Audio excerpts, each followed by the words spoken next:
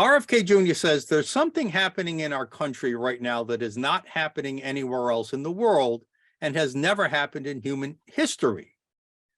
He said, you have to look at some of almost all of these drugs. And I think he's referring to prescription drugs. Quote, if you look at their manufacturer's inserts, they include a side effect of homicidal and suicidal behavior. Prior to the introduction of Prozac, we had almost none of these events in our country, and we've never seen them in human history. So he's clearly talking about legally prescribed drugs as a potential problem, obviously illegal drugs as well. Do you think he has a point here?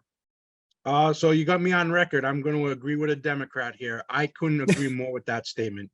This is definitely an epidemic, a pandemic, if you will, getting to that point of in the past 25, 30 years, the amount of these drugs that are being prescribed definitely correlates with the amount. All you got to do is look at TV. Every other commercial is trying to sell you some kind of drug, right? Every other commercial. And not to mention the drugs that are used in all these transgender transitional therapies or hormones, you know, with all that. I mean, we are screwing people up, and guns have always been legal. We've always had a Second Amendment in our country, but it's only recently, and as RFK says, it's only recently since everybody's on drugs that we're starting to see that combination produce problems. On record, Nick Grasso. On record, I have no problem hiding from supporting that statement. I agree with it 100%.